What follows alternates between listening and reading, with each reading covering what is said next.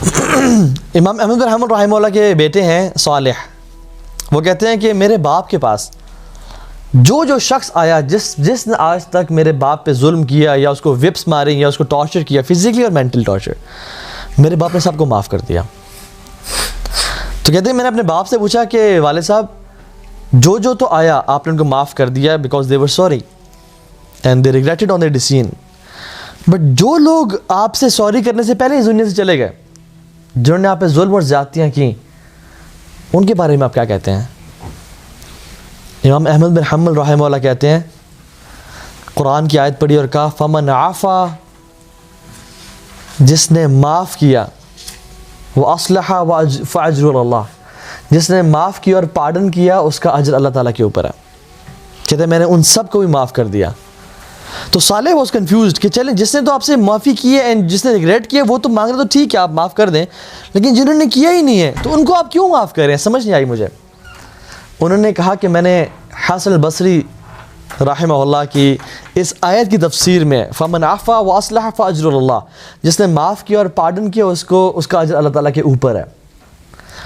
इसकी तफसीर में इमाम हसन बसरी का कौल है कि क़यामत के दिन जब तमाम कुल्लु उम्मतिन जासिया, तमाम की तमाम उम्मतें अपने घुटनों पे होंगी, तो अल्लाह सुब्हानहू व तआला मुनादी करेंगे कि आज के दिन सिर्फ वो खड़ा हो जिसका अजर मेरे ऊपर है। Only that person will stand up to whom I have to pay something, who owes me something and I owe him something। और ये बहुत बड़ी अनाउंसमेंट होगी। तो इमाम हसन बसरी रहमतुल्लाह कहते हैं कि nobody will stand up on that day except मन अज्रुहु अल्लाह, जिन्होंने अल्लाह की रज़ा के लिए लोगों को माफ़ किया था।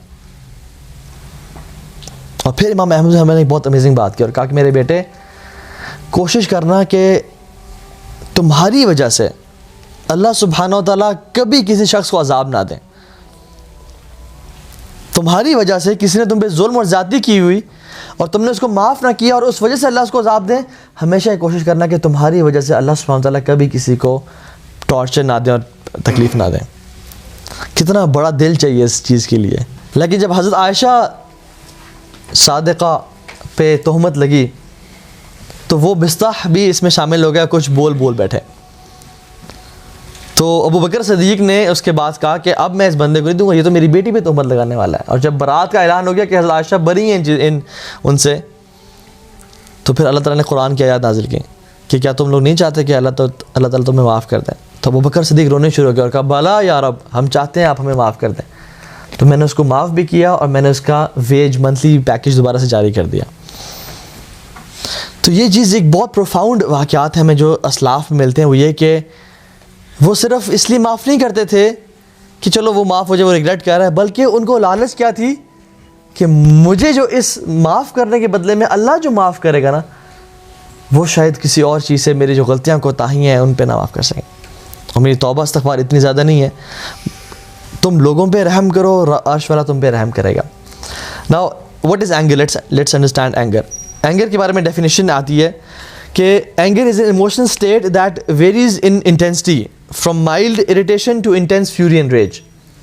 कुछ लोगों को, हर बंदे के डिफरेंट लेवल्स ऑफ एंगर होते हैं। कुछ को इरिटेशन होती है, कुछ को गुस्सा थोड़ा बहुत आता है और कुछ बिल्कुल ही बेकाबू हो जाते हैं। ठीक है, और हम अभी कुछ इंशाल्लाह सिम्टम्स पढ़ेंगे कि जो कि हमें आइडेंटिफाई हम कर सकते हैं। वो कहते हैं ना कि to know more is to learn more. ठीक है, जितना इंसान जानता है उतना ज़्यादा लर्निंग होती है और उतना ज़्यादा अपने आप को चेंज कर सकता है। ठीक है, हम अभी सिम्टम्स पढ़ेंगे कि आप लोग देखेंगे क्या क्या चीज़ें हमारे अंदर हो पाती हैं। फॉर एग्जाम्पल फिजिकल सिम्टम्स में आ जाए, number 1 is increased heart rate. इंसान जब गुस्से में आता है तो उसका दिल तेज़ी से धड़कने शुरू होता है। आप ये देखें कौन सी चीज़ मुझे अप्लाई करती है और मैं देखूँ मुझे कौन सी अप्लाई करती है। दूसरी मसल टेंशन, फट्टों का खिंच जाना, स्ट्रेस होने शुरू हो जाना, मसल टेंशन होने शुरू हो जाना। तीसरी स्वेटिंग और फीलिंग हॉट, माथे पसीना, हाथ पे पसीना और इंसान गर्मी महसूस कर रहा है। ठीक है, और उसकी वजह क्या है कि गुस्सा शैतान की तरफ से होता है और शैतान किससे बना हुआ है? आग से बना हुआ है। ठीक है, तो गुस्सा चूँकि शैतान की तरफ से, और शैतान हमारे जिस्म में किस तरह दौड़ता है? कि मजरी दम, जिस तरह खून दौड़ता है हमारे रगों में, हमारे वेन्स में, इस तरह दौड़ता है। इस तरह से शैलोअर और फास्टर ब्रीदिंग, ठीक है, या बहुत डाउन हो जाना या बहुत तेज़ हो जाना, क्लेंस्ड जॉ, इंसान को ना से जबड़े को चबाना शुरू हो जाना, ठीक है, गुस्से की सूरत में, ठीक है, ग्राइंडिंग ऑफ टीथ बता दिया, हेड एक, इंसान के सर में दर्द होना शुरू हो जाना, स्टमक एक, शेकिंग और trembling, dizziness, want to pace, ये सब चीज़ें हैं फिजिकल सिम्टम्स में से कि इंसान को ये बता सकती हैं कि I think I am angry right now, ताकि इंसान फ़ौरन से जान ले कि मुझे इस टाइम गुस्सा में है। इमोशनल सिम्टम्स क्या है? ही फील्स लाइक क्राइंग, गुस्सा आने रोना लगे इंसान कि यार मुझे रोना आ रहा है। वांट टू येल, चीखने चलाने की कोशिश करना या ऐसे करना कि I want to yell at somebody और उस पर चीखना चलाना। लैक ऑफ पेशेंस, आप पढ़ रहे हैं, एंशियस होना, sad, guilty, resentful, loss of sense of humour, ठीक है, विड्रॉ फ्रॉम अदर्स, के इंसान ये चीज़ें फिज़िकल और मेंटल एंगर की मैं इकट्ठी की हुई है इसमें मैंने कि जो सिम्टम्स हैं, तो इंसान देख सकता है कि जब भी कोई सिम्टम इंसान में ट्रिगर करे तो जान सकता है हाँ I think this is the symptom of anger जो कि मेरे अंदर इस टाइम मौजूद है। अल्लाह के नबी सल्लल्लाहु अलैहि वसल्लम को भी गुस्सा आया करता था। अल्लाह के नबी को गुस्सा जब आता था तो उनके एक्सप्रेशंस कैसे होते थे और उनका एटीट्यूड कैसा होता था? पहली बात तो यह कि जान लें कि रसूलुल्लाह सल्लल्लाहु अलैहि वसल्लम ने कभी भी अपनी ज़ात के लिए गुस्सा नहीं किया। हज़रत आयशा कहती हैं कि अल्लाह के नबी ने कभी भी अपनी ज़ात के लिए गुस्सा नहीं किया। हाँ, जब गुस्सा किया तो अल्लाह की हदूद पे गुस्सा किया कि जहाँ पे अल्लाह सुब्हानहू तआला की हदूद को पामाल किया जा रहा होता था। और पता कैसे चलता था कि अल्लाह के नबी गुस्सा आया है? पहली चीज़, अल्लाह के नबी सल्लल्लाहु अलैहि वसल्लम की जो आईब्रोज थी ना, ये बिल्कुल आर्ट थी और इनके बीच में गैप था, और इस गैप में रसूलुल्लाह सल्लल्लाहु अलैहि वसल्लम की एक वेन थी। जब उनको गुस्सा आता था तो वो स्वेल कर जाती थी और वो हिलनी शुरू हो जाती थी। इससे सहाबा देख लेते कि आप सल्लल्लाहु अलैहि वसल्लम को गुस्सा आया है। दूसरी चीज़, अल्लाह के नबी का फेस चेंज हो जाता, और फेस चेंज होने से क्या मुराद है? इससे मुराद ये नहीं है कि कुछ पता नहीं क्या हो जाता या जो है ना आईब्रोज ऐसे हो जाते, रादर इससे मुराद ये है कि रसूलुल्लाह सल्लल्लाहु अलैहि वसल्लम हमेशा मुस्कुराते थे, हमेशा। साहबी कहते हैं कि मैंने किसी को आपसे ज़्यादा मुस्कुराते हुए नहीं देखा। एक और साहबी कहते हैं कि जब भी मैं अल्लाह के नबी से मिला सल्लल्लाहु अलैहि वसल्लम, मैंने उनको मुस्कुराता हुआ पाया, तो उनकी मुस्कुराहट उस टाइम के लिए बंद हो जाती थी। He never used to smile at that time, जब उनको गुस्सा आता था, ठीक है। इसी तरह से उनका फेस चेंज होने का मतलब क्या है कि सहाबा कहते हैं कि अल्लाह के नबी जब गुस्सा आता तो उनका फेस ऐसे होता है जैसे अनार का जूस होता है। आप सल्लम का फेस बिल्कुल रेड हो जाता था जब आपको गुस्सा आता था, ठीक है। और वो भी किस चीज़ पे? अपने लिए मैंने कहा कि गुस्सा आता ही नहीं था, आपने कभी गुस्सा किया ही नहीं, सिर्फ अल्लाह की हदूद पे। रसूलुल्लाह सल्लल्लाहु अलैहि वसल्लम कभी भी गुस्से में वल्गर या वॉयलेंट नहीं हुए, कभी अपनी ज़िंदगी में ऐसा नहीं किया उन्होंने। अल्लाह के नबी सल्लल्लाहु अलैहि वसल्लम ने कभी ग्रजेस दिल में नहीं पाले।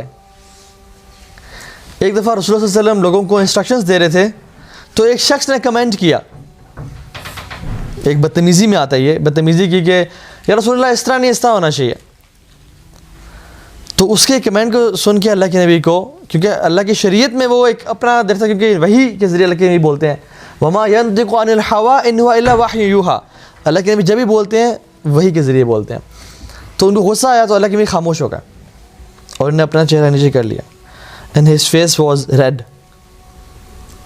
कोई रिप्लाई नहीं, कोई कर्स नहीं कि तुम जानते नहीं हो मैं अल्लाह का रसूल हूँ, तुम जाहिल हो, तुम्हें पता नहीं है कि मुझ पे वही नाजिल होती है, मुझे पे जिब्रील आए हैं मुझे बता रहे हैं, नहीं। चेहरा नीचे कर लिया और वो बंदा, उसको एहसास हो गया कि मुझसे बहुत बड़ी गलती हो गई है। अब सब